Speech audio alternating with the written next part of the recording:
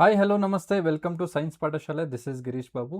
ಇವತ್ತಿನ ಕ್ಲಾಸಲ್ಲಿ ನಾವು ಒಂದು ಲ್ಯಾಂಡ್ ಸರ್ವೇಯರ್ ಏನಿದಾರಲ್ಲ, ಸೊ ಅದ್ರದ್ದು ರಿಲೇಟೆಡ್ ಒಂದು ಕ್ಲಾಸ್ 2ನ ನೋಡ್ತಾ ಹೋಗೋಣ.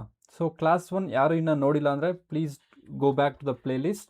ನಿಮಗೆ ಲ್ಯಾಂಡ್ ಸರ್ವೇಯರ್ ಅಂತ ಒಂದು ಪ್ಲೇ ಲಿಸ್ಟ್ ಸಿಗುತ್ತೆ, ಅಲ್ಲಿ ನಿಮಗೆ ಕ್ಲಾಸ್ 1 ಸಿಗುತ್ತೆ, ನೋಡಿ ಮತ್ತೆ ಇದಕ್ಕೆ ಬನ್ನಿ. ಸೊ ಈ ಒಂದು ಕ್ಲಾಸಲ್ಲಿ ನಾನು ಮ್ಯಾಕ್ಸಿಮಮ್ ಪ್ರೀವಿಯಸ್ ಇಯರ್ಸಲ್ಲಿ ಏನು ಕೇಳಿದಾರಲ್ವಾ, ಸೊ ಅದ್ರ ಮೇಲೆ ಒಂದು ಕ್ಲಾಸಸ್ ಇರುತ್ತೆ. ಆ ಕ್ವಶನ್ಸ್ನ ತೊಗೊಂಡಿದ್ದೀನಿ ಮ್ಯಾಕ್ಸಿಮಮ್. ಓಕೆ, 1 or 2 ಆಚೆ ಈಚೆ ಆಗ್ಬೋದು, ಬಟ್ ಮ್ಯಾಕ್ಸಿಮಮ್ ಆ ಕ್ವಶನ್ಸಿಂದನೇ ಲೆಸನ್ ಸ್ಟಾರ್ಟ್ ಆಗ್ತಾ ಹೋಗುತ್ತೆ ಇವತ್ತು. ಓಕೆ, ಸೊ ಇನ್ನೂ ಯಾರು ಸಬ್ಸ್ಕ್ರೈಬ್ ಮಾಡಿಲ್ಲ ಅಂದರೆ please do subscribe, click on the like button ಅಂತ ಹೇಳ್ತಾ ಇವತ್ತಿನ ಕ್ಲಾಸ್ನ ಶುರು ಮಾಡ್ತಾ ಇದ್ದೀನಿ. ಸೊ ಫಸ್ಟ್ ಕ್ವಶನ್ ಈ ಥರ ಇರುತ್ತೆ ನೋಡಿ ಇಲ್ಲಿ. 1 kg, ಸೊ 1 kg ದ್ರವ್ಯರಾಶಿಯ ವಸ್ತುವಿನ ತೂಕ ಎಷ್ಟಿರುತ್ತೆ ಅಂತ ಕ್ವಶನ್ ಕೇಳಿದ್ದಾರೆ.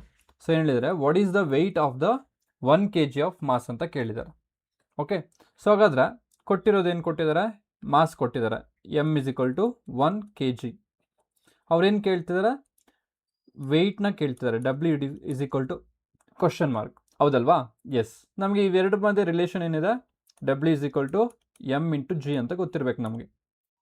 ಸೊ m ಎಷ್ಟಿದೆ, that is 1 kg into, so what is g? G is acceleration due to gravity. Acceleration due to gravity. So ಇದ್ರ ವ್ಯಾಲ್ಯೂ ಎಷ್ಟಪ್ಪ ಅಂದರೆ 9.8 m/s² ಆಗಿರುತ್ತೆ. ಸೊ ಇಲ್ಲಿ ಸಬ್ಸ್ಟಿಟ್ಯೂಟ್ ಮಾಡಿ, 9.8 = 9.8 ನ್ಯೂಟನ್ ಬರುತ್ತೆ. ಕ್ಲಿಯರ್? ಸೊ ಮಾಸ್ಗೆ ಏನು, kg m/s² ಬರುತ್ತೆ. ಸೊ ನಥಿಂಗ್ ಬಟ್ ನ್ಯೂಟನ್ ಅಂತ ಕರಿತೀವಿ. ಓಕೆ, ಸೊ ಗೊತ್ತಾಯ್ತು, ಆನ್ಸರ್ ಸಿಂಪಲ್ ಇದೆಯಲ್ಲ. ಸೊ ದ ಥಿಂಗ್ ಈಸ್, ನಿಮಗೆ ಈ ಫಾರ್ಮುಲಾ ಗೊತ್ತಿದ್ರೆ ಆರಾಮ್ಸೆ ನೀವು ಆನ್ಸರ್ ಮಾಡ್ಬೋದು.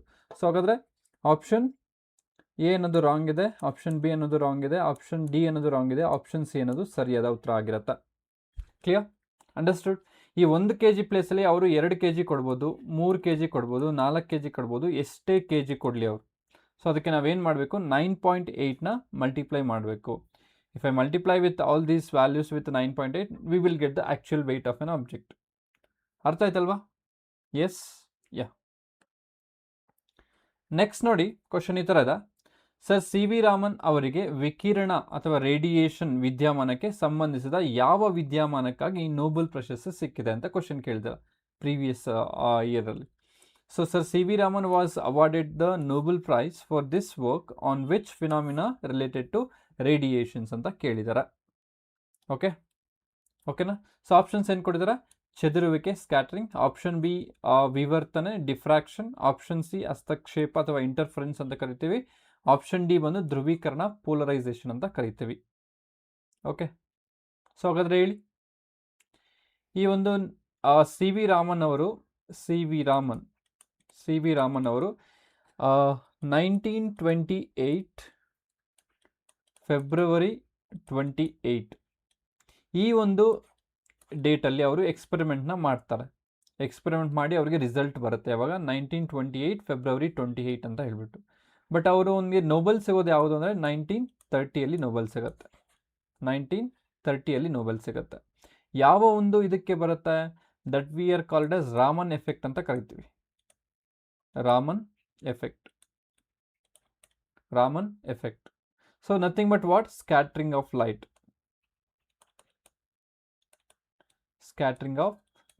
ರಾಲೆ ಸ್ಕ್ಯಾಟ್ರಿಂಗ್ ಅಂತ ಕರಿತೀವಿ. ಓಕೆ, ಸೊ ಹಾಗಾದರೆ ಚದುರುವಿಕೆಗೆ ಇವರಿಗೆ ನೋಬೆಲ್ ಅನ್ನೋದು ಸಿಗುತ್ತೆ ಯಾವಾಗ, 1930ಯಲ್ಲಿ. ಅಂಡರ್ಸ್ಟುಡ್? ಯಾರಿಗೆ, ಸರ್ CV ರಾಮನ್ಗೆ. ಸೊ 1928 ಫೆಬ್ರವರಿ 28ಲ್ಲಿ ಅವ್ರು ಎಕ್ಸ್ಪೆರಿಮೆಂಟ್ ಮಾಡಿರ್ತಾರೆ. ಸೊ ಆದ್ದರಿಂದ ಪ್ರತಿ ವರ್ಷ ಏನು ಕರಿತೀವಿ, ಫೆಬ್ರವರಿ 28ನ ನಾವೇನು ಸೆಲೆಬ್ರೇಟ್ ಮಾಡ್ತೀವಿ, ನ್ಯಾಷನಲ್ ಸೈನ್ಸ್ ಡೇ ಆಗಿ ಸೆಲೆಬ್ರೇಷನ್ ಮಾಡ್ತೀವಿ. National science day. ಅರ್ಥ ಆಯ್ತಲ್ವಾ? ನ್ಯಾಷನಲ್ ಸೈನ್ಸ್ ಡೇ ಯಾವಾಗೂ ಫೆಬ್ರವರಿ 28ನ ಆಗಿ ಸೆಲೆಬ್ರೇಟ್ ಮಾಡ್ತೀವಿ.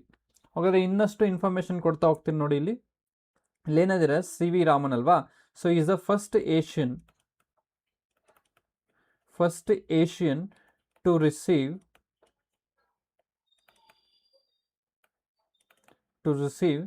ಎ Nobel Prize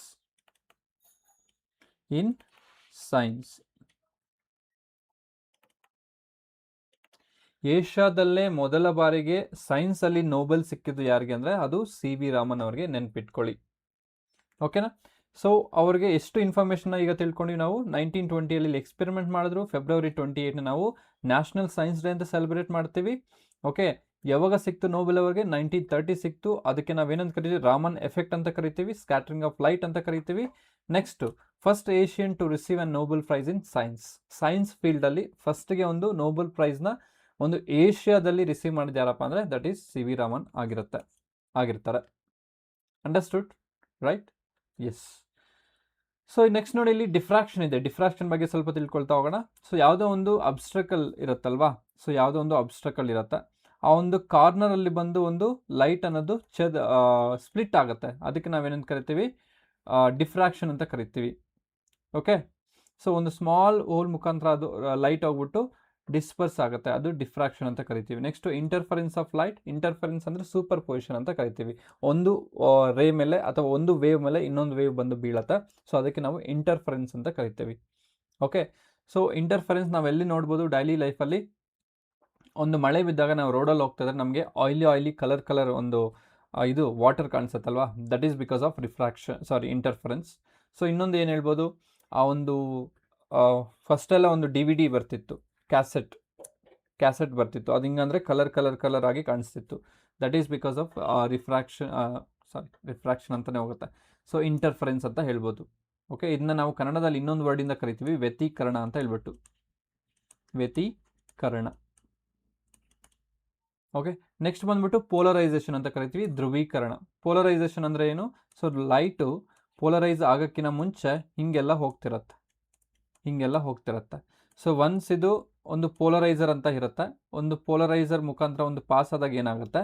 ಸೊ ಒಂದೇ ದಿಕ್ಕಿನಲ್ಲಿ ಮೂವ್ ಆಗಲಿಕ್ಕೆ ಟ್ರೈ ಮಾಡುತ್ತೆ. ಇದೇ ಥರ ಇರುತ್ತೆ ಎಲ್ಲ ಒಂದು lights. Okay, so that we are called as polarisation. ಈ ಪೋಲರೈಸೇಷನ್ನ ನಾವು ಎಲ್ಲಿ ಯೂಸ್ ಮಾಡ್ತೀವಿ, ಎಲ್ಲಿ ನೋಡ್ಬೋದು ಅಂದರೆ ಪೋಲರೈಸರ್ ಗ್ಲಾಸಸ್ನ ಯೂಸ್ ಮಾಡ್ತೀವಿ. ಓಕೆ, ಸೊ ನಾವು ಗ್ಲಾಸ್ ತೆಗೆದ್ರೆ ನಮಗೆ ಒಂಥರ ಕಾಣಿಸುತ್ತೆ, ಗ್ಲಾಸ್ ಹಾಕ್ಕೊಂಡ್ರೆ ಒಂಥರ ಕಾಣಿಸುತ್ತಲ್ವಾ. So that glasses we are called as polarised glasses ಅಂತ ಕರಿತೀವಿ. ಓಕೆ, ನೀವು 3D ಮೂವೀಸ್ ಎಲ್ಲ ನೋಡಿದರೆ ನಿಮಗೆ ಅನುಭವ ಆಗುತ್ತೆ. ಓಕೆ, ಸೊ ಹಾಗಾದರೆ ಈ ಒಂದು ಕ್ವಶನ್ಗೆ ಸರಿಯಾದ ಉತ್ತರ ಏನಪ್ಪ ಅಂದರೆ ದಟ್ ಈಸ್ ಆಪ್ಷನ್ A ಆಗಿರುತ್ತೆ, ನೆನ್ಪಿಟ್ಕೊಳ್ಳಿ. Okay, S. ನೆಕ್ಸ್ಟ್ ಕ್ವಶನ್ ನೋಡಿ, ಈ ಥರ ಇದೆ. 1 ನ್ಯಾನೋಮೀಟರ್ಗೆ ಸಮವಾದ ಮೌಲ್ಯ ಯಾವುದು ಅಂತ ಕ್ವಶನ್ ಕೇಳಿದ್ದಾರೆ. 1 ನ್ಯಾನೋಮೀಟರ್ ಈಸ್ ಈಕ್ವಲ್ ಟು 10⁻³ 10⁻⁶ 10⁻⁹ 10⁻⁻5 ಅಂತ ಹೇಳ್ಬಿಟ್ಟು. ಓಕೆ, ಸೊ ಇಲ್ಲಿ ನಾನು ನಿಮಗೆ ಹೇಳ್ತಾ ಹೋಗ್ತೀನಿ, ಇದನ್ನೆಲ್ಲ ನೆನ್ಪಿಟ್ಕೊಳ್ಳಿ, ಇಂಪಾರ್ಟೆಂಟ್ ಆಗಿರುತ್ತೆ. 1 centimetre is equal to 10⁻² metre. 1 millimetre is equal to 10⁻³ metre.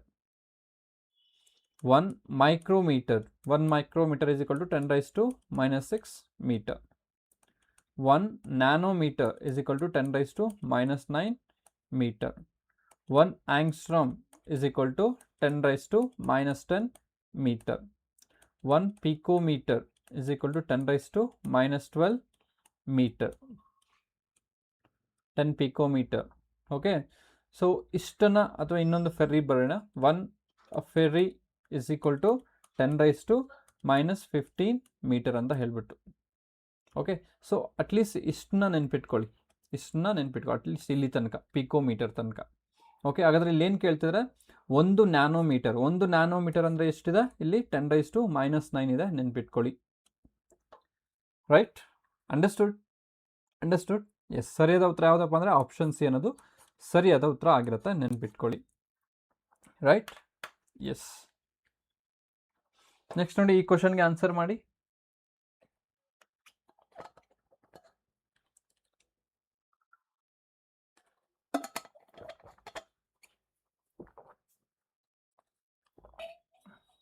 ಈ ಕ್ವಶನ್ಗೆ ಆನ್ಸರ್ ಮಾಡಿ.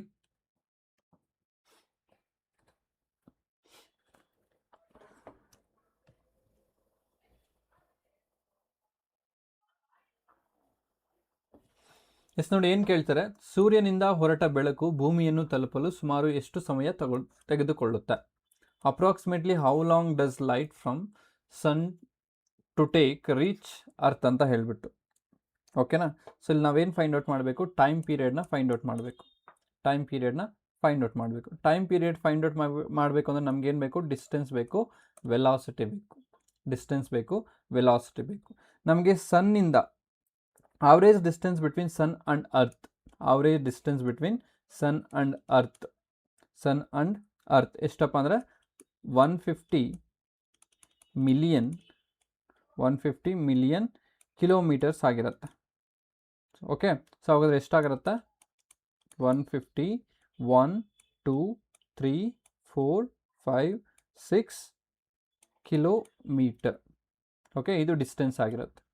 ಸೊ ವೆಲಾಸಿಟಿ, ಸ್ಪೀಡ್ ವೆಲಾಸಿಟಿ ಎಷ್ಟು ನಮಗೆ ಗೊತ್ತಿದೆ, 3 × 10⁸ ಅಂತ ಹೇಳ್ಬಿಟ್ಟು, 3 × 10⁸ ಅಂತ ಹೇಳ್ಬಿಟ್ಟು. ಸೊ ಇದನ್ನ ನಾವು ಸಾಲ್ವ್ ಮಾಡಿದ್ರೆ ವಿ ವಿಲ್ ಗೆಟ್ ಎಷ್ಟು ಬರುತ್ತೆ, 500 ಸೆಕೆಂಡ್ಸ್ ಬರುತ್ತೆ. ಟೈಮ್ ಅಲ್ವಾ ಇದು, 500 ಸೆಕೆಂಡ್ಸ್ ಬರುತ್ತೆ. If I convert this, they are asking in terms of minutes, right? So if I convert this seconds to minute ಏನು ಬರುತ್ತೆ ನನಗೆ, 8 ಮಿನಿಟ್ಸ್ 20 ಸೆಕೆಂಡ್ಸ್ ಏನೋ ಬರುತ್ತೆ. 8 ಮಿನಿಟ್ಸ್ 20 ಸೆಕೆಂಡ್ಸ್ ಏನೋ ಬರುತ್ತೆ. ಓಕೆನಾ? ಸೊ 20 ಸೆಕೆಂಡ್ಸ್ ಇಲ್ಲಿ ಕೊಟ್ಟಿಲ್ಲ, ಜಸ್ಟ್ 8 ಮಿನಿಟ್ಸ್ ಅಷ್ಟೇ ಕೊಟ್ಟಿದ್ದಾರೆ. Just go with 8 minutes. ಅಂದರೆ ಒಂದು ಸೂರ್ಯನಿಂದ ಹೊರಟ ಬೆಳಕು ಭೂಮಿಯನ್ನು ತಲುಪಲಿಕ್ಕೆ ಎಷ್ಟು ಸಮಯ ತಗೊಳುತ್ತಾ ಅಂದರೆ, ಸೊ ದಟ್ ಈಸ್ 8 ಮಿನಿಟ್ಸ್ ಅಂತ ತಗೊಳುತ್ತೆ. ಸೊ ಇದೆಲ್ಲ ನಿಮಗೆ ಬೇಕಾಗಿಲ್ಲ, ಜಸ್ಟ್ ಇದು ತಿಳ್ಕೊಳ್ಳಿ. ಆರ್ ಎಲ್ಸ್ ಒಂದೊಂದ್ಸರಿ ಇದು ಕೊಡ್ತಾರೆ, 8 ಮಿನಿಟ್ಸ್ 20 ಸೆಕೆಂಡ್ಸ್ ಅಂತ ಕೊಡ್ತಾರೆ. ಓಕೆ, ಸೊ 8 ನಿಮಿಷ 20 ಸೆಕೆಂಡ್ಗಳ ಕಾಲ ಒಂದು ಲೈಟ್ ಅನ್ನೋದು ಟ್ರಾವೆಲ್ ಮಾಡುತ್ತೆ ಭೂಮಿನ ರೀಚ್ ಆಗಲಿಕ್ಕೆ. ಎಲ್ಲಿಂದ? ಸನ್ನಿಂದ. Understood? Yes. So option C ಅನ್ನೋದು ಸರಿಯಾದ ಉತ್ತರ ಆಗಿರುತ್ತೆ, ನೆನ್ಪಿಟ್ಕೊಳ್ಳಿ. Okay, S. ನೆಕ್ಸ್ಟ್ ನೋಡಿ, ಈ ಥರ ಇದೆ. ಒಂದು ಗೋಳಾಕಾರದ ಕನ್ನಡಿಯ ನಾಭಿ ದೂರ 20 ಸೆಂಟಿಮೀಟರ್ ಆಗಿರುತ್ತೆ. ಓಕೆ, ಫೋಕಲ್ ಲೆಂತ್ ಅಥವಾ ನಾಭಿ ದೂರ ಅಥವಾ ಸಂಗಮ ದೂರ ಅಂತ ಕರಿತೀವಿ. ಸಂಗಮ ದೂರ. ಸೊ ಸಂಗಮ ದೂರ ಅಂದರೆ ಎಫ್ ಅಂತ ಕರಿತೀವಿ. ಆಗಿದ್ದಾರೆ. ವಕ್ರತೆಯ ತ್ರಿಜ್ಯ ಎಷ್ಟು? So what they're asking radius of ಕರ್ವೇಚರ್ನ ಕೇಳ್ತಿದ್ದಾರೆ. ರೇಡಿಯಸ್ ಆಫ್ ಕರ್ವೇಚರ್ನ ಕೇಳ್ತಿದ್ದಾರೆ. So what is the relation between radius of curvature and focal length ಅಂದರೆ R is equal to 2 times of F ಅಂತ ಹೇಳ್ಬಿಟ್ಟು. ಓಕೆನಾ? ಸೊ ಇಲ್ಲಿ ಏನು ಕೊಟ್ಟಿದ್ದಾರೆ, we have to find out R here. 2 into F ಅಂದರೆ ಎಷ್ಟು, 20 ಕೊಟ್ಟಿದ್ದಾರೆ. 20, it is going to be 40 centimetre. Simple ಅಲ್ವಾ? ಬಟ್ ನಿಮಗೆ ಈ ಒಂದು ರಿಲೇಷನ್ ಗೊತ್ತಿದ್ರೆ ಸಿಂಪಲ್ ಇರತ್ತೆ, ಇಲ್ಲಾಂದರೆ it's a big deal, right? Yes. So R is equal to 2 into 20, that is 40 centimetre ಆಗಿರುತ್ತೆ. ಆಪ್ಷನ್ ಸಿ ಅನ್ನೋದು ಸರಿಯಾದ ಉತ್ತರ ಆಗಿರುತ್ತೆ. ಅರ್ಥ ಆಯಿತು, ರೈಟ್? ಎಸ್. ನೆಕ್ಸ್ಟ್ ಕ್ವಶನ್ ನೋಡಿ, ಈ ಥರ ಇದೆ. ಗಾಳಿಯಲ್ಲಿನ ಧ್ವನಿ ತರಂಗಗಳು ಯಾವ ವಿಧದ ತರಂಗಗಳಾಗಿವೆ? Sound waves in air are transverse waves, longitudinal waves, electromagnetic waves, polarised waves. ಅಂದರೆ ಅಡ್ಡ ಅಲೆಗಳ, ನೀಲ ಅಲೆಗಳ, ವಿದ್ಯುತ್ ಕಾಂತೀಯ ಒಂದು ಅಲೆಗಳ, ಧ್ರುವೀಕೃತ ಅಲೆಗಳ ಅಂತ ಕ್ವಶನ್ ಕೇಳಿದ್ದಾರೆ. ಓಕೆ, ಆನ್ಸರ್ ಮಾಡ್ಬೋದಾ ನೀವು? ಆನ್ಸರ್ ಮಾಡ್ಬೋದಾ? ಸೊ ಫಸ್ಟ್ ಆಫ್ ಆಲ್ ನಿಮಗೆ ಅಡ್ಡ ತರಂಗಗಳಂದ್ರೆ ಏನು, ನೀಲ ತರಂಗಗಳಂದ್ರೆ ಏನು ಗೊತ್ತಿರಬೇಕು ಫಸ್ಟ್. ಲಾಂಜಿಟ್ಯೂಡಿನಲ್ ಆ್ಯಂಡ್ ಟ್ರಾನ್ಸ್ವರ್ಸ್ ಒಂದು ವೇವ್ಸ್ ಅಂದರೆ ಗೊತ್ತಿರಬೇಕು. ಓಕೆ, ಸೊ ನೋಡಿ ಇಲ್ಲಿ ಟ್ರಾನ್ಸ್ವರ್ಸ್ ವೇವ್ ಅಂತ ಏನು ತೊಗೊಂಡಿದ್ದಾರಲ್ಲ, transverse wave vibration perpendicular to the direction of propagation. Okay, transverse ವೇವ್ಸಲ್ಲಿ ಪಾರ್ಟಿಕಲ್ಸು ಯಾವ ರೀತಿ ವೈಬ್ರೇಷನ್ ಆಗುತ್ತೆ ಅಂದರೆ ಈ ರೀತಿ ಒಂದು ವೈಬ್ರೇಷನ್ ಆಗುತ್ತೆ. ಡೈರೆಕ್ಷನ್ ಆಫ್ ಪ್ರಾಪಗೇಷನು ಈ ಥರ ಇರುತ್ತೆ. ಪಾರ್ಟಿಕಲ್ಸ್ ವೈಬ್ರೇಷನ್ ಈ ಥರ ಇರುತ್ತೆ, ಡೈರೆಕ್ಷನ್ ಆಫ್ ಪ್ರಾಪಗೇಷನ್ ಈ ಥರ ಇರುತ್ತೆ. ಅವು ಹೆಂಗಿದೆ, ಪರ್ಪೆಂಡಿಕ್ಯುಲರ್ ಇದೆ, 90 ಡಿಗ್ರಿ ಇದೆ.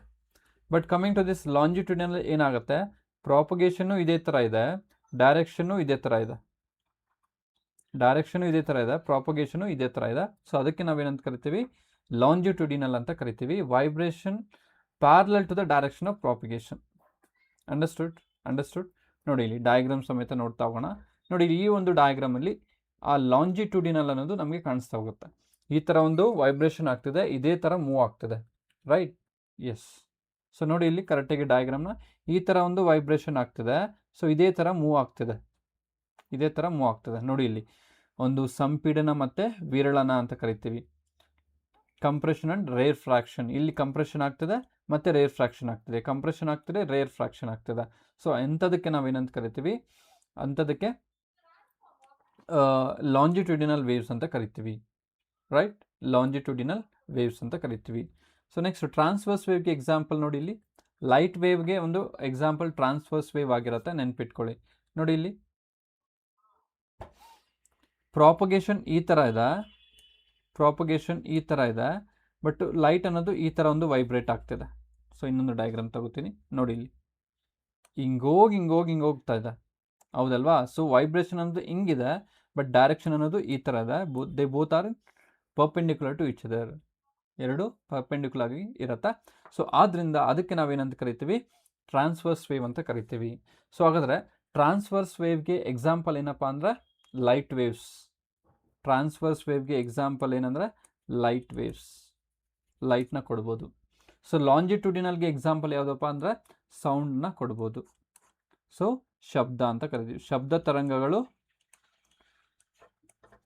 ಟ್ರಾನ್ಸ್ವರ್ಸ್ ಇನ್ ನೇಚರ್ ಆಗಿರುತ್ತೆ, ಸಾರಿ ಲಾಂಜಿಟ್ಯೂಡಿನಲ್ ಇನ್ ನೇಚರ್ ಆಗಿರುತ್ತೆ, ಲಾಂಜಿಟ್ಯೂಡಿನಲ್ ಇನ್ ನೇಚರ್ ಆಗಿರುತ್ತೆ. ಸೊ ಆಪ್ಷನ್ ಬಿ ಅನ್ನೋದು ಸರಿಯಾದ ಉತ್ತರ ಆಗಿರುತ್ತೆ, ನೆನ್ಪಿಟ್ಕೊಳ್ಳಿ. So sound waves are in longitudinal in nature, right? So sound ವೇವ್ಸ್ಗೆ ನಾವು ಮೆಕ್ಯಾನಿಕಲ್ ವೇವ್ಸ್ ಅಂತ ಕೂಡ ಕರಿತೀವಿ. ಅದಕ್ಕೆ ಒಂದು ಟ್ರಾವೆಲ್ ಮಾಡಲಿಕ್ಕೆ ಮೀಡಿಯಮ್ನ ಅವಶ್ಯಕತೆ ಇದೆ, ಮಾಧ್ಯಮದ ಅವಶ್ಯಕತೆ ಇದೆ. ನೋಡಿ, ಶಬ್ದಕ್ಕೆ ಮಾಧ್ಯಮದ ಅವಶ್ಯಕತೆ ಇದೆ.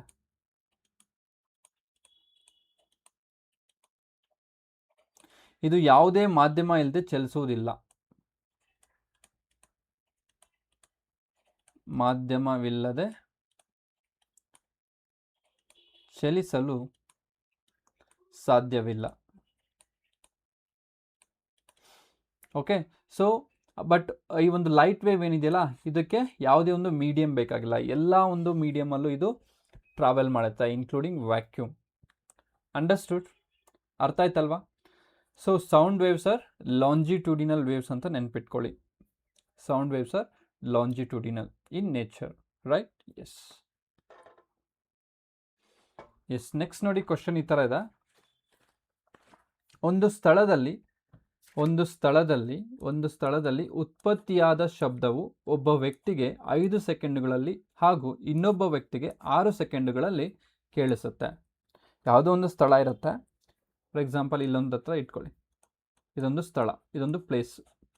ಓಕೆ, ಸೊ ಈ ಒಂದು ಪ್ಲೇಸಲ್ಲಿ ಒಬ್ಬ ವ್ಯಕ್ತಿಗೆ ಸೊ ಏನಾಗ್ತಿದೆ, ಒಬ್ಬ ವ್ಯಕ್ತಿ ಇದ್ದಾನೆ, ಇವನಿಗೆ 5 ಸೆಕೆಂಡ್ಗಳಲ್ಲಿ ಈ ಒಂದು ಶಬ್ದನೂ ಕೇಳಿಸುತ್ತೆ. ಇನ್ನೊಬ್ಬ ವ್ಯಕ್ತಿ ಇದ್ದಾನೆ, ಇವನಿಗೆ 6 ಸೆಕೆಂಡ್ಸಲ್ಲಿ ಈ ಒಂದು ಆ ಶಬ್ದ ಅನ್ನೋದು ಕೇಳುತ್ತೆ. ಶಬ್ದದ ವೇಗ ಎಷ್ಟಿರುತ್ತೆ, ಸ್ಪೀಡ್ ಅನ್ನೋದು ಎಷ್ಟಿರುತ್ತೆ, ಅವ್ರ ವೆಲಾಸಿಟಿ ಅಂತ ಬರೀತೀನಿ. Velocity is equal to 300 metre per second ಇದೆ. ಹಾಗಿದ್ದರೆ ಇಬ್ಬರು ವ್ಯಕ್ತಿಗಳ ನಡುವಿನ ಕನಿಷ್ಠ ಮತ್ತು ಗರಿಷ್ಠ ದೂರ ಎಷ್ಟಿರಬಹುದು ಅಂತ ಕೇಳಿದ್ದಾರೆ. ಕನಿಷ್ಠ ಮತ್ತು ಗರಿಷ್ಠ ದೂರ ಎಷ್ಟಿರಬಹುದು? ಅವ್ರು ಏನು ಕೊಟ್ಟಿದ್ದಾರೆ, ಟೈಮ್ ಕೊಟ್ಟಿದ್ದಾರೆ, ವೆಲಾಸಿಟಿ ಕೊಟ್ಟಿದ್ದಾರೆ. We have to find out the distance. Okay, see, a sound produces at a point reaches one person 5 seconds and another person 6 seconds. If the speed of sound is 300 meter per second, what are the minimum and maximum possible distances between two persons ಅಂತ question ಕೇಳಿದ್ದಾರೆ. So options are like 300 meter, 3300 meter, again 200 meter, 2200 meter, 250 meter, 2800 meter, 300 meter, 3000 meter ಅಂತ ಕೇಳಿದ್ದಾರೆ. So how to solve this? ನಮಗೆ velocity ಕೊಟ್ಟಿದ್ದಾರಲ್ವಾ, time ಕೊಟ್ಟಿದ್ದಾರೆ. ನಾನು ಇದನ್ನ T1 ಅಂತ ತಗೋತೀನಿ, ಇದನ್ನ T2 ಅಂತ ತಗೋತೀನಿ. ಓಕೆನಾ? ಅಂಡರ್ಸ್ಟುಡ್? ಸೊ ಡಿಸ್ಟೆನ್ಸ್ಗೆ ಏನು formula? Distance is equal to velocity into time. ಹೌದಾ? Velocity into time. ನಾನು D1ನ ಫೈಂಡ್ ಔಟ್ ಮಾಡ್ತೀನಿ. ಫಸ್ಟ್ ಏನು ಫೈಂಡ್ ಔಟ್ ಮಾಡ್ತೀನಿ? D1 ಅಂದರೆ ಇಲ್ಲಿ ವಿ, T1 ಹಾಕ್ತೀನಿ. ಸೊ ವಿ ಎಷ್ಟಪ್ಪ ಅಂದರೆ 300 into 5. So 5 3s 1500 metre. So ಒಬ್ಬನ ಒಂದು ಡಿಸ್ಟೆನ್ಸ್ ಗೊತ್ತಾಯ್ತು ನಮಗೆ 1500 ಮೀಟರ್, ರೈಟ್. ಸೊ ಅದೇ ರೀತಿ ಒಂದು ಇನ್ನೊಬ್ಬನ ಡಿಸ್ಟೆನ್ಸ್ನ ನೋಡ್ತಾ ಹೋಗೋಣ. D2 = V into T2. So we ಅಂದರೆ ಎಷ್ಟು ಕೊಟ್ಟಿದ್ದಾರೆ ಇಲ್ಲಿ? ವಿ ಅಂದರೆ ಸೇಮ್ 300. ನೆಕ್ಸ್ಟ್ T2 ಎಷ್ಟು ಕೊಟ್ಟಿದ್ದಾರೆ? That is 6. So 6 3s are how much? 1800 metre. So ಇದು D2 ಸಿಕ್ತು. D2 ಸಿಕ್ತು. ಸೊ ಹಾಗಾದ್ರೆ ನಾನು ಏನು ಫೈಂಡ್ ಔಟ್ ಮಾಡಬೇಕು? ಇಲ್ಲಿ ಮಾಡ್ತೀನಿ ನೋಡಿ, ಡಿ ಮಿನಿಮಮ್ನ ಫೈಂಡ್ ಔಟ್ ಮಾಡಬೇಕು. D minimum. So D minimum ಏನಿದೆ, ಇಲ್ಲೊಂದು ಪರ್ಸನ್ ಇದ್ದಾನೆ. ಈ ಪರ್ಸನ್ನು ಇದೊಂದು ಇಲ್ಲಿ ಸೌಂಡ್ ಪ್ರೊಡ್ಯೂಸ್ ಆಗ್ತದೆ. ಸೌಂಡ್ ಅನ್ನೋದು ಇಲ್ಲಿ ಪ್ರೊಡ್ಯೂಸ್ ಆಗ್ತದೆ. ಒಬ್ಬ ಪರ್ಸನ್ನು ಇಲ್ಲಿದ್ದಾನೆ, ಇನ್ನೊಬ್ಬ ಪರ್ಸನ್ನು ಇದೇ ಕಡೆ ಇದ್ದಾನೆ ಅಂದರೆ, so then what we have to do? ಆವಾಗ ಡಿ ಡಿಸ್ಟೆನ್ಸ್ ಮಿನಿಮಮ್ ಬರುತ್ತಲ್ವಾ. ಸೊ ಅವಾಗ distance between two persons, so I will go with 1800 minus 1500. I'll get 300 meters. ಇಲ್ಲ ಒಬ್ಬ ಪರ್ಸನ್ ಇಲ್ಲಿದ್ದಾನೆ, ಇನ್ನೊಬ್ಬ ಪರ್ಸನ್ ಇಲ್ಲಿದ್ದಾನೆ, ಈ ಕಡೆ ಇದ್ದಾನೆ. ಸೊ ಅದು ಡಿ ಮ್ಯಾಕ್ಸಿಮಮ್ ಆಗುತ್ತೆ. D maximum 1800 plus 1500 is going to be 0 0. So 853. So 1123 3300 metres ಆಗುತ್ತೆ. Okay, understood. ಸೊ ಹಾಗಾದರೆ ಏನು ಕೇಳ್ತಾರೆ? ಮಿನಿಮಮ್ ಡಿಸ್ಟೆನ್ಸ್ ಬಂದು 300 ಬರ್ತದೆ, ಮ್ಯಾಕ್ಸಿಮಮ್ ಡಿಸ್ಟೆನ್ಸ್ ಬಂದು 3300 ಮೀಟರ್ ಬರುತ್ತೆ. ಸೊ ಆಪ್ಷನ್ ಏನಿದೆ ನೋಡಿ, ಆಪ್ಷನ್ ಎ ಅನ್ನೋದು ಸರಿಯಾದ ಉತ್ತರ. ಈ ಥರ ಒಂದು ಕ್ವಶನ್ಸ್ ಕೇಳಿದ್ದಾರೆ, ಇದೇ ಕ್ವಶನ್ ಕೇಳಿದ್ದಾರೆ, ಅದೇ ಕ್ವಶನ್ನೇ ತಗೊಂಡಿದ್ದಾರೆ ಪ್ರೀವಿಯಸ್ ಒಂದು ಕ್ವಶನ್ ಪೇಪರಿಂದ. ಸೊ ಈ ಥರ ಕೇಳಿದ್ರೆ ಆನ್ಸರ್ ಮಾಡಬೇಕಾಗತ್ತೆ, ರೈಟ್. ಸೊ ಈ ಥರ ಮಾಡಲಿಕ್ಕೆ ನಮಗೆ ರಿಲೇಷನ್ ಅನ್ನೋದು ಗೊತ್ತಿರಬೇಕಾಗತ್ತೆ. ರಿಲೇಷನ್ ಗೊತ್ತಿಲ್ಲ ಅಂದರೆ ಕಷ್ಟ ಆಗತ್ತೆ. ಅಂಡರ್ಸ್ಟುಡ್? ವೆರಿ ಸಿಂಪಲ್ ಇದೆ, ಸಿಂಪಲ್ ಫಾರ್ಮುಲಾ ಹಾಕಿದ್ರೆ ಬರ್ತಾ ಇದೆ ಆನ್ಸರ್, ರೈಟ್. ಎಸ್, ನೆಕ್ಸ್ಟ್ ನೋಡಿ, ಈ ಥರ ಇದೆ ಕ್ವಶನ್ನು. ಕೆಳಗಿನವುಗಳಲ್ಲಿ ಸ್ಕೇಲಾರ್ ಪ್ರಮಾಣ ಯಾವುದು ಅಂತ ಕೇಳಿದ್ದಾರೆ. Which of the following is a scalar quantity ಅಂತ ಕೇಳಿದ್ದಾರೆ. ಓಕೆ, ಸೊ ಆಪ್ಷನ್ಸ್ ಏನು ಕೊಟ್ಟಿದ್ದಾರೆ? ಬಲ ಕೊಟ್ಟಿದ್ದಾರೆ, ದ್ರವ್ಯರಾಶಿ ಕೊಟ್ಟಿದ್ದಾರೆ, ವೇಗ ವೆಲಾಸಿಟಿ ಆ್ಯಂಡ್ ಆಕ್ಸಲರೇಷನ್ ವೇಗವರ್ಧನೆ ಅಥವಾ ವೇಗೋತ್ಕರ್ಷ ಅಂತ ಕರಿತೀವಿ. Force, mass, velocity and acceleration. So ನೋಡಿ, ಇಲ್ಲಿ ಫೋರ್ಸ್ ಅನ್ನೋದು ಇಟ್ ಈಸ್ ಅ ವೆಕ್ಟರ್. ಫೋರ್ಸ್ಗೆ ಡೈರೆಕ್ಷನ್ ಇದೆ, ರೈಟ್. ನೆಕ್ಸ್ಟ್ ವೆಲಾಸಿಟಿ ಕೂಡ ವೆಕ್ಟರ್ ಆಗಿರುತ್ತೆ. ನೆಕ್ಸ್ಟ್ ಆಕ್ಸಲರೇಷನ್ ಕೂಡ ವೆಕ್ಟರ್ ಆಗಿರುತ್ತೆ. ಬಟ್ ಮಾಸ್ ಅನ್ನೋದು ಇದೊಂದು ಸ್ಕೇಲಾರ್ ಆಗಿರುತ್ತೆ. ಸೊ ಆಪ್ಷನ್ ಬಿ ಅನ್ನೋದು ಸರಿಯಾದ ಉತ್ತರ ಆಗಿರುತ್ತೆ. ಸೊ ಹಾಗಾದರೆ ನೋಡಿ, ಇಲ್ಲಿ ಸ್ಕೇಲಾರ್ ಅಂಡ್ ವೆಕ್ಟರ್.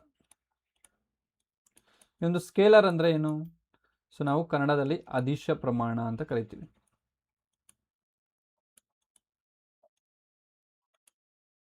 ಸೊ ವೆಕ್ಟರ್ಗೆ ಸದಿಶ, ನಾಟ್ ಸತೀಶ, ಸದಿಶ ಪ್ರಮಾಣ ಅಂತ ಕರಿತೀವಿ. ಸೊ ವೆಕ್ಟರ್ ಅಂದರೆ ಏನು? Both magnitude and direction. Magnitude ಇರಬೇಕು ಮತ್ತು ಡೈರೆಕ್ಷನ್ ಇರಬೇಕು, ದಿಕ್ಕು ಇರಬೇಕು. ಇಲ್ಲಿ ಓನ್ಲಿ ಮ್ಯಾಗ್ನಿಟ್ಯೂಡ್.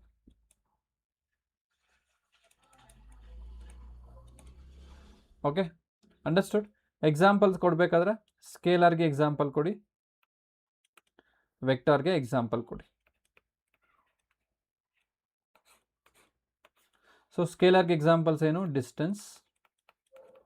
ಸಿ, ಎಕ್ಸಾಂಪಲ್ಸ್ ಎಲ್ಲ ಇಂಪಾರ್ಟೆಂಟ್ ಆಗಿರುತ್ತೆ. ಈ ಒಂದು ಇಲ್ಲೇನಿದೆಯಲ್ಲ ಟೇಬಲಲ್ಲಿ, ಇದನ್ನ ಬಿಟ್ಟು ಬೇರೆ ಕೇಳಿದ್ರೆ ನಿಮಗೆ ಗೊತ್ತಿರಬೇಕು. ಸ್ಕೇಲಾರ್ ಏನು? ಡಿಸ್ಟೆನ್ಸ್. ಇದು ಬಂದು ಡಿಸ್ಪ್ಲೇಸ್ಮೆಂಟ್. ಓಕೆ, ದೂರ, ಸ್ಥಾನಪಲ್ಲಟ.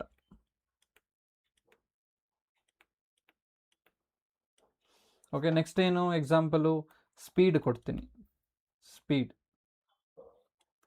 ಜವ ಅಂತ ಕರಿತೀವಿ. ಸೊ ಈ ಕಡೆ ಏನು ಬರುತ್ತೆ? ವೆಲಾಸಿಟಿ, ವೇಗ. ನೆಕ್ಸ್ಟ್ ಟೈಮ್, ಕಾಲ. ನೆಕ್ಸ್ಟ್ ಲೆಂತ್, ಉದ್ದ. ಇದೆಲ್ಲ comes under scale. Next mass, ರಾಶಿ. ನೆಕ್ಸ್ಟ್ ಈ ಕಡೆ ಬಂದರೆ ಆಕ್ಸಲರೇಷನ್ ಬರುತ್ತೆ, ಫೋರ್ಸ್ ಬರುತ್ತೆ, ವೆಯ್ಟ್ ಬರುತ್ತೆ. ಓಕೆ, ಸೊ ನೆನ್ಪಿಟ್ಕೊಳ್ಳಿ, ಇವೆಲ್ಲ ಬೇಸಿಕ್ ಎಕ್ಸಾಂಪಲ್ಸ್ ಆಗಿರುತ್ತೆ. ತುಂಬ ಇದೆ. ಓಕೆ, ಸೊ ಹಾಗಾದರೆ ಏನು ಇಲ್ಲಿ ಸ್ಕೇಲಾರ್ ಕ್ವಾಂಟಿಟಿ ಯಾವುದಪ್ಪ ಅಂದರೆ ದಟ್ ಈಸ್ ಮಾಸ್ ಅನ್ನೋದು ಸ್ಕೇಲಾರ್ ಕ್ವಾಂಟಿಟಿ ಆಗಿರುತ್ತೆ, ನೆನ್ಪಿಟ್ಕೊಳ್ಳಿ. ಓಕೆ, ಸೊ ಇದ್ರ ರಿಲೇಟೆಡ್ ಎಲ್ಲ ಕ್ಲಾಸಸ್ ಬೇಕು ಅಂದರೆ ಪ್ಲೇ ಲಿಸ್ಟಲ್ಲಿ ಹೋಗಿ ಚೆಕ್ ಮಾಡಿ. ನಾನು ಫಿಸಿಕ್ಸ್ ಮತ್ತು ಫಿಸಿಕ್ಸ್ನ ಒಂದು ಪ್ಲೇ ಲಿಸ್ಟಲ್ಲಿ ಚೆಕ್ ಮಾಡಿ ನಿಮಗೆ ಸಿಗತ್ತೆ. ಸೊ ಮೋಷನ್ ಅನ್ನೋ ಚಾಪ್ಟ್ರಲ್ಲಿ ಇದೆಲ್ಲ ಎಕ್ಸ್ಪ್ಲೇನ್ ಮಾಡ್ತಾ ಹೋಗಿದ್ದೀನಿ, ನೋಡಿ ಅದು. Okay, yes, okay, fine. So class ಇಷ್ಟ ಆದರೆ please do share, subscribe, click on the like button. ನಿಮ್ಮ ರೆಸ್ಪಾನ್ಸ್ ಚೆನ್ನಾಗಿ ಬಂದರೆ ನಾನು ಮೋರ್ ವೀಡಿಯೋಸ್ನ ಮಾಡ್ತೀನಿ, ತುಂಬ ಒಂದು ಕ್ಲಾಸಸ್ನ ಪ್ಲ್ಯಾನ್ ಮಾಡ್ತೀನಿ. ಓಕೆ, ಕಂಪ್ಲೀಟ್ಲಿ ಫ್ರೀ ಇರುತ್ತೆ, no need to paid anything, no need to join anywhere, just do subscribe and share with your friends. Okay, so ಎಷ್ಟೊಂದು ರಿಪ್ಲೈಸ್ ಬರ್ತಿದೆ ಅಥವಾ ಒಂದು ಕಮೆಂಟ್ಸ್ ಬರ್ತಿದೆ, ಗುಡ್ ರೆಸ್ಪಾನ್ಸ್ ಬರ್ತಿದೆ ಅಂದರೆ I am ready to do more classes. ಓಕೆನಾ? Yes. Next ನೋಡಿ, question ಏನು ಕೇಳಿದಾರೆ, ಮ್ಯಾಕ್ ಸಂಖ್ಯೆಯನ್ನು ಯಾವುದರ ವೇಗವನ್ನು ಸೂಚಿಸಲು ಬಳಸಲಾಗುತ್ತೆ ಅಂತ ಕ್ವಶನ್ ಕೇಳಿದ್ದಾರೆ. The Mach number is used to indicate the speed of what ಅಂತ. ಸೊ ವಿಮಾನ, ರೈಲು, ಬಾಹ್ಯಾಕಾಶ ನೌಕೆ, ಹಡಗು ಅಂತ ಕೇಳಿದ್ದಾರೆ. Aircraft, train, spacecraft and ship ಅಂತ ಕೇಳಿದ್ದಾರೆ. ಅಂಡರ್ಸ್ಟುಡ್. ಸೊ ಏನಪ್ಪ ಒಂದು ಮ್ಯಾಕ್ ಅಂದರೆ ಈ ಒಂದು ವಿಮಾನದ ಒಂದು ದಲ್ಲಿ ಬಳಸೋದು ಯಾವುದಪ್ಪ ಅಂದರೆ ಅದು ಏರ್ಕ್ರಾಫ್ಟ್ ಆಗಿರುತ್ತೆ, ಮ್ಯಾಕ್ ಆಗಿರುತ್ತೆ. ಸೊ ಎಸ್ಪೆಷಲಿ ನಾವು ಎಲ್ಲಿ ಯೂಸ್ ಮಾಡ್ತೀವಿ ಅಂದರೆ ಇಲ್ಲಿ ಏರ್ಕ್ರಾಫ್ಟಲ್ಲಿ ಯೂಸ್ ಮಾಡ್ತೀವಿ. Okay, understood. ಆಪ್ಷನ್ ಎ ಅನ್ನೋದು ಸರಿಯಾದ ಉತ್ತರ ಆಗಿರುತ್ತೆ. ಸೊ ಇದಕ್ಕೆ ಓಕೆ, ಎಸ್. ನೆಕ್ಸ್ಟ್ ನೋಡಿ, ಇಲ್ಲಿ ಒಂದು ದಿಕ್ಕಿನಲ್ಲಿ ಕಾರ್ಯನಿರ್ವಹಿಸುತ್ತಿರುವ ಹಲವಾರು ಸಮಾನಾಂತರ ಬಲಗಳ ಬೀಜಗಣಿತದ ಮೊತ್ತವು ಅದೇ ದಿಕ್ಕಿನಲ್ಲಿರುವ ಅವುಗಳ ಪರಿಮಾಣಕ ಬಲಕ್ಕೆ ಸಮವಾಗಿರುತ್ತೆ. ಈ ತತ್ವವನ್ನು ಏನೆಂದು ಕರೆಯುತ್ತಾರೆ? What it is. Okay, so ನೋಡಿ ಇಲ್ಲಿ ಇಂಗ್ಲೀಷಲ್ಲಿ ನೋಡೋಣ. The algebraic sum of resolution parts components of several forces acting in a given direction is equal to the resolved part of the resultant in the same direction. This is known as, ಏನು ಕೇಳ್ತಿದ್ದಾರೆ options, ಸ್ವತಂತ್ರ ಬಲಗಳ ತತ್ವ ಅಂತ ಕೇಳ್ತಾರೆ, ಬಲಗಳ ವಿಶ್ಲೇಷಣೆಯ ತತ್ವ ಅಂತ ಕೇಳ್ತಿದ್ದಾರೆ, ಬಲಗಳ ಪ್ರಸರಣ ತತ್ವ ಅಂತ ಕೇಳಿದ್ದಾರೆ, ಮೇಲಿನ ಯಾವುದೂ ಅಲ್ಲ ಅಂತ ಹೇಳ್ಬಿಟ್ಟು. ಈ ಒಂದು ಕಾನ್ಸೆಪ್ಟ್ ನಿಮಗೆ ಫಸ್ಟ್ 11th ಸ್ಟ್ಯಾಂಡರ್ಡಲ್ಲಿ 3rd ಚಾಪ್ಟ್ರಲ್ಲಿ ಬರುತ್ತೆ. ಮೋಷನ್ ಇನ್ ಎ ಪ್ಲೇನಲ್ಲಿ ವೆಕ್ಟಾರ್ ಅನ್ನೋ ಒಂದು ಕಾನ್ಸೆಪ್ಟ್ ಬರುತ್ತಲ್ಲ, ಅಲ್ಲಿ ಬರುತ್ತೆ ಇದು resolution of vectors. Okay, so resolution of vectors ಅಂದರೆ ಏನು? ರೆಸಲ್ಯೂಷನ್ ಆಫ್ ವೆಕ್ಟರ್ಸ್ ಅಂದರೆ splitting of vector into 2 components.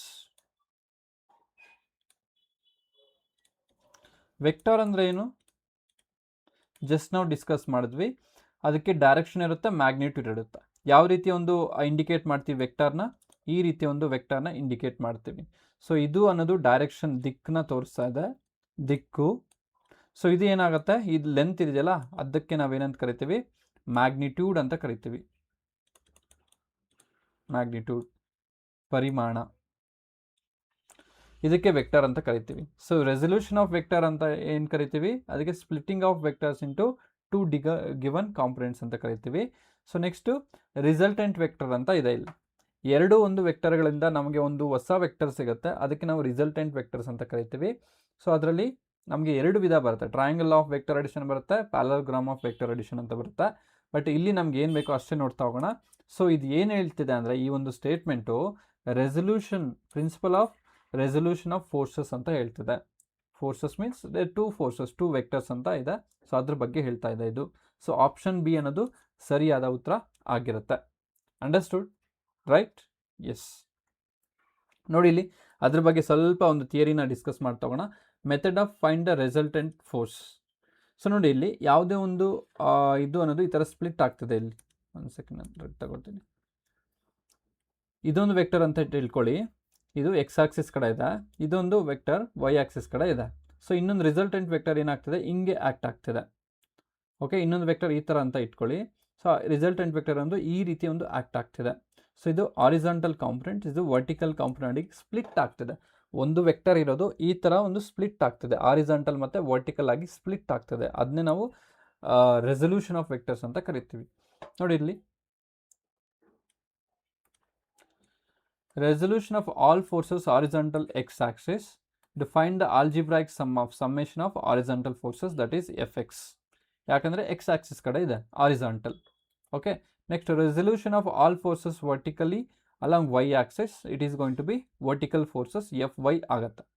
So ಜೊತೆಗೆ ಬರೆದು ನಾವು ರಿಸಲ್ಟೆಂಟ್ ಏನು ಇದೆಯಲ್ಲ, ಇದಕ್ಕೆ ನಾವು ರಿಸಲ್ಟೆಂಟ್ ಅಂತ ಕರಿತೀವಿ, ರಿಸಲ್ಟೆಂಟ್ ವೆಕ್ಟರ್ ಅಂತ ಕರಿತೀವಿ. ಅದೇನಾಗುತ್ತೆ, under root horizontal component plus vertical components ಬರುತ್ತೆ. So is equal to under root F square plus F Y square ಅಂತ ಬರುತ್ತೆ. ಸೊ ಇದಕ್ಕೆ ನಾವೇನಂತ ಕರಿತೀವಿ, ಇದು ಏನು ಸಿಗುತ್ತೆ ನಮಗೆ ಇದರಿಂದ ಅಂದರೆ ಮ್ಯಾಗ್ನಿಟ್ಯೂಡ್ ಸಿಗುತ್ತೆ, ಇದರಿಂದ ಮ್ಯಾಗ್ನಿಟ್ಯೂಡ್ ಸಿಗುತ್ತೆ. ಸೊ ನೆಕ್ಸ್ಟ್ ಡೈರೆಕ್ಷನ್ ಏನಪ್ಪ ಅಂದರೆ, ಡೈರೆಕ್ಷನ್ ಅಂದರೆ ಇದಕ್ಕೆ ಒಂದು ಟ್ರಯಾಂಗಲ್ ತಗೊಂಡು ಇಲ್ಲಿ ಟ್ಯಾನ್ ಟೀಟಾ ಅಪ್ಲೈ ಮಾಡಬೇಕು. ಓಕೆ, ಸೊ ಟೀಟಾ ಇದಾದರೆ ಸೊ ಇದು ಆಪೋಸಿಟ್ ಇರುತ್ತಾ, ಆಪೋಸಿಟ್ ಬೈ ಹೈಪಾಟಿನಸ್ ಆಗುತ್ತೆ. ಆಪೋಸಿಟ್ ಇದು ವಿ ಅಂದರೆ ಇದು ವಿ ಇರುತ್ತಾ. ಸೊ ನೋಡಿ ಬೇರೆ ಇಂಕಲ್ ತಗೋತೀನಿ. ಸೊ ಇದು ವಿ ಅಂದರೆ ಇದು ವಿ ಇರುತ್ತಾ, ಇಲ್ಲಿಂದ ಇಲ್ಲಿಗೆ ಆರ್ ವಿ ಇರುತ್ತಾ, ಕ್ಲಿಯರ್. ಸೊ ಇದು ವರ್ಟಿಕಲ್ ಕಾಂಪೊನೆಂಟ್, ಇದು horizontal component. This is theta ಅಂದರೆ, ಸೊ ದಿಸ್ ಈಸ್ ಆಪೋಸಿಟ್, ಇದು ಅಡ್ಜಸೆಂಟ್ ಆಗಿರುತ್ತೆ. Opposite by adjacent is nothing but tan theta ಅಲ್ವಾ. So then theta is equal to tan inverse V by ಹೆಚ್.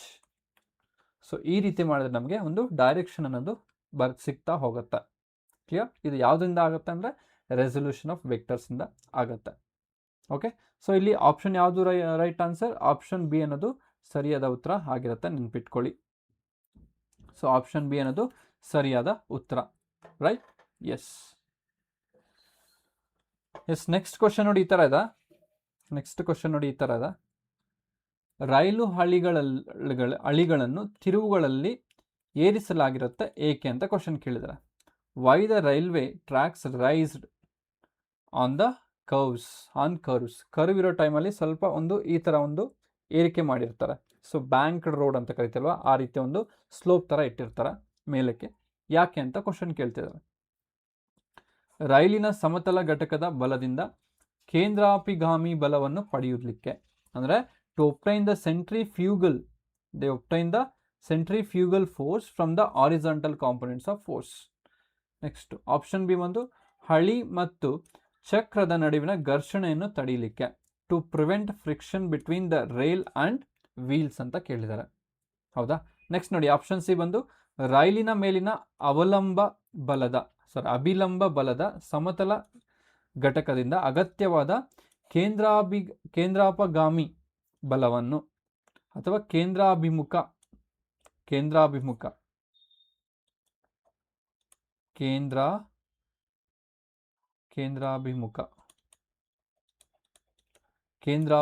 ಬಲವನ್ನು ಪಡೀಲಿಕ್ಕೆ ಅಂತ ಹೇಳಿದ್ದಾರೆ. ನೆಕ್ಸ್ಟ್ ರೈಲು ವಿರುದ್ಧ ದಿಕ್ಕಿನಲ್ಲಿ ಹಾರುವುದನ್ನು ತಡೆಯಲು,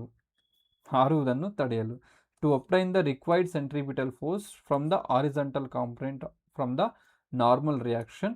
next prevent the train from moving in the opposite direction. So ಹಾಗಾದರೆ ಏನಾಗುತ್ತೆ, ಯಾವುದೇ ಒಂದು ವಸ್ತು ಒಂದು ಕರ್ವ್ ಪಾತಲ್ಲಿ ಒಂದು ಕರೆಕ್ಟಾಗಿ ಏನೇ ಒಂದು ಆಕ್ಸಿಡೆಂಟ್ ಇಲ್ದರೆ ಇಲ್ಲಾಂದರೆ ಸೇಫಾಗಿ ಜರ್ನಿ ಮಾಡಬೇಕು ಅಂದರೆ ಅಲ್ಲಿ ಏನೋ ಒಂದು ಫೋರ್ಸ್ ಆಗ್ತಿರತ್ತಂದರೆ ಕೇಂದ್ರಾಭಿಮುಖ ಅಥವಾ ಕೇಂದ್ರಾಭಿಗಾಮಿ ಅಥವಾ ಸೆಂಟ್ರಿಪೀಟಲ್ ಫೋರ್ಸ್ ಅನ್ನೋದು ಒಂದು ಸೆಂಟರ್ ಕಡೆ ಆಗ್ತಾ ಇರುತ್ತೆ. ಓಕೆ, ಸೊ ಅದನ್ನ ನಾವು F C is equal to m v square by r ಅಂತ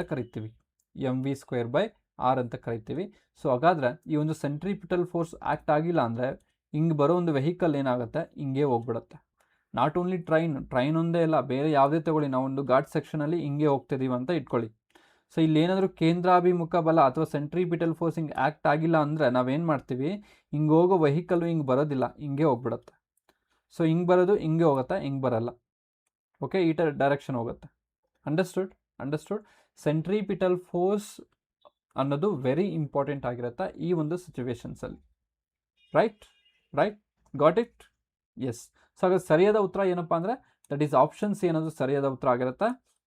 to obtain the required centripetal force from the horizontal components of the normal reaction. Right. Yes. Next question ನೋಡಿ ಈ ಥರ ಇದೆ. ನೆಕ್ಸ್ಟ್ ಕ್ವಶನ್ ನೋಡಿ ಈ ಥರ ಇದೆ. ಎಸ್, ಸೂರ್ಯಗ್ರಹಣ ಸಂಭವಿಸುವ ಸಂದರ್ಭದಲ್ಲಿ, ಯಾವೊಂದು ಸಂದರ್ಭದಲ್ಲಿ ಸೂರ್ಯಗ್ರಹಣ ಸಂಭವಿಸುತ್ತೆ? ಸೂರ್ಯ ಚಂದ್ರನು ಹಾಗೂ ಭೂಮಿಯ ಮಧ್ಯದಲ್ಲಿರುತ್ತೆ. ಸೂರ್ಯನು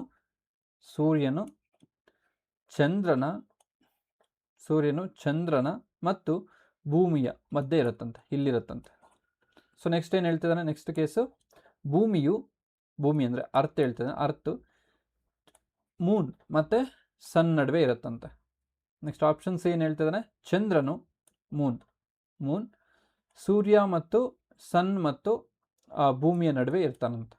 ನೆಕ್ಸ್ಟ್ ಚಂದ್ರನು ಸೂರ್ಯ ಮತ್ತು ಭೂಮಿಯ ಸೇರುವ ಸರಳ ರೇಖೆ ಮೇಲೆ ಇರುವುದಿಲ್ಲ ಅಂತ ಕೇಳ್ತೀವಿ. ಇಲ್ಲಿ ಮೂನೇ ಇರೋದಿಲ್ಲ ಅಂತ ಹೇಳ್ತಿದ್ದಾನೆ.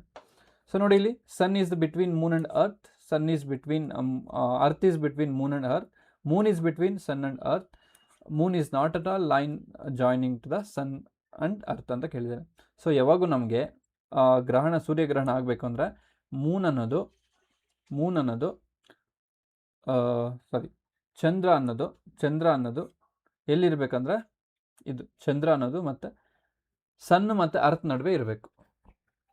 ಅವಾಗ ನಮಗೆ ಗ್ರಹಣ ಅನ್ನೋದು ಹಿಡಿಯುತ್ತೆ, ಹೌದಲ್ವಾ? ಸೊ ಗ್ರಹಣ ಅಂತ ಕರಿತೀವಲ್ಲ, ನಮಗೆ ಸೂರ್ಯನೇ ಕಾಣಿಸೋದಿಲ್ಲ, right? Yes. So option C ಅನ್ನೋದು ಸರಿಯಾದ ಉತ್ತರ ಆಗಿರುತ್ತಾ. ಇಲ್ಲಿ the moon is between sun and earth, right? Yes. Next question ನೋಡಿ ಈ ಥರ ಇದೆ. 1,000 ಮೈಕ್ರಾನ್ ಯಾವುದಕ್ಕೆ ಸಮವಾಗಿರುತ್ತೆ? ಕರೆಕ್ಟಾಗಿ ನೋಡ್ಕೊಳ್ಳಿ. ತುಂಬ ಜನ ಕನ್ಫ್ಯೂಷನ್ ಆಗ್ತಾರೆ. ನಮ್ಗೆ ಗೊತ್ತು ಸರ್, ಇದು ನಾವು ಆಲ್ರೆಡಿ ತಿಳ್ಕೊಂಡಿದ್ದೀವಿ. What is milli, what is micro, what is centi, what is nano ಅಂತ ತಿಳ್ಕೊಂಡಿದ್ದೀವಿ. ನಾವು ಟಕ ಮಾಡ್ತೀವಿ ಅಂದರೆ no, not like that. They're asking 1000 micron, 1,000 micrometre ಅಂತ ಕೇಳಿದ್ದಾರೆ. ಸೊ ನಮಗೆ ಗೊತ್ತಿದೆ. ಸೊ 1000 ಇಂಟು ಮೈಕ್ರೋ ಅಂದರೆ ಎಷ್ಟು? 10⁻⁻6 ಮೀಟರ್. ಇದನ್ನ ಈ ಥರ ಬರ್ಕೋಬೋದು, ನಾವು ಈ ಥರ ಬರ್ಕೋಬೋದು. 1000 ಅಂದರೆ ಏನು ಬರೀಬೋದು? 10⁻³ ಅಂತ ಬರೀತೇನೆ, ಇಂಟು 10⁻⁻6 ಮೀಟರ್. ಸೊ 10⁻³ ಇದು ಪ್ಲಸ್ ಇದೆ, ಇದು ಮೈನಸ್ ಇದೆ. ಇದನ್ನ ಕಳೆದ್ರೆ ಏನಾಗುತ್ತೆ? I will get 10⁻³ metre. So it is going to be millimetre ಅಂತ ಕರಿತೀವಿ. ಸೊ ಹಾಗಾದರೆ ಆಪ್ಷನ್ ಎ ಅನ್ನೋದು ಸರಿಯಾದ ಉತ್ತರ ಆಗಿರುತ್ತೆ, ನೆನ್ಪಿಟ್ಕೊಳ್ಳಿ. ಓಕೆ, ಈ ಥರ ಒಂದು ಕ್ವಶನ್ನ ಟ್ವಿಸ್ಟ್ ಮಾಡಿ ಕೇಳ್ತಾರೆ. ಆ್ಯಕ್ಚುಲಿ ಇದೇನು ಟ್ವಿಸ್ಟ್ ಇಲ್ಲ, ಬಟ್ ಸ್ವಲ್ಪ ಥಿಂಕ್ ಮಾಡಬೇಕಾಗತ್ತೆ, ಹಂಗೆ ಹೋಗ್ಲಿಕ್ಕೆ ಆಗೋದಿಲ್ಲ ಇದು, ಹೌದಲ್ವಾ? ಎಸ್, ಆಪ್ಷನ್ ಎ ಅನ್ನೋದು ಸರಿಯಾದ ಉತ್ತರ ಆಗಿರುತ್ತೆ. ನೆಕ್ಸ್ಟ್ ನೋಡಿ ಕ್ವಶನ್ ಈ ಥರದ. ಕಾಂತೀಯ ಪ್ರತಿರೋಧ ರಿಲಾಕ್ಟೆನ್ಸ್ SI ಘಟಕ ಯಾವುದು ಅಂತ ಕೇಳಿದ್ದಾರೆ. ರೆಲ್ಯೂಕ್ಟೆನ್ಸ್ ಅಂತ ಕರಿತೀವಿ, ರೆಲ್ಯೂಕ್ಟೆನ್ಸ್ ಅಂತ ಕರಿತೀವಿ. It's okay. ಏನಪ್ಪ ಹಿಂಗಂದ್ರೆ ಕಾಂತೀಯ ಪ್ರತಿರೋಧ ಅಂತ ಕರಿತೀವಿ. ಫಾರ್ ಎಕ್ಸಾಂಪಲ್, ನಮಗೆ ರೆಸಿಸ್ಟೆನ್ಸ್ ಯಾವ ಥರ ಒಂದು ಕರೆಂಟಲ್ಲಿ, ರೆಸಿಸ್ಟೆನ್ಸ್ ಅಂದರೆ opposition to the opposition afforded by the flow of current ಅಥವಾ ಫ್ಲೋ ಆಫ್ ಚಾರ್ಜಸ್ ಅಲ್ವಾ? ಅದೇ ರೀತಿ ಒಂದು ರಿಲಾಕ್ಟೆನ್ಸ್ ಅಂತ ಏನು ಕರಿತೀವಿ, ಇದು ಕಾಂತಕ್ಷೇತ್ರಕ್ಕೆ ಪ್ರತಿರೋಧವನ್ನು ಹೊಂದುತ್ತೆ. ಸೊ ಮ್ಯಾಗ್ನೆಟಿಕ್ ಫೀಲ್ಡ್ ಏನಿದೆಯಲ್ಲ ಅದನ್ನ ಒಂದು ತಡಿಲಿಕ್ಕೆ ಪ್ರಯತ್ನ ಪಡುತ್ತೆ. That is what we are called as reluctance ಅಂತ ಹೇಳ್ಬಿಟ್ಟು, ಮ್ಯಾಗ್ನೆಟಿಕ್ ರಿಲಕ್ಟೆನ್ಸ್ ಅಂತ ಕರಿತೀವಿ. ಸೊ ಇದು ಫಾರ್ಮುಲಾ ಇದೆ ಒಂದು. ಸೊ ಮ್ಯಾಗ್ನೆಟಿಕ್ ರಿಲಕ್ಟೆನ್ಸ್ R = ಅಥವಾ ಇದನ್ನ S ಇಂದ ಒಂದು ಸೂಚನೆ ಮಾಡ್ತಾರೆ. So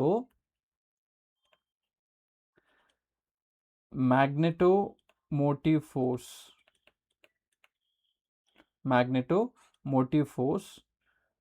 and magnetic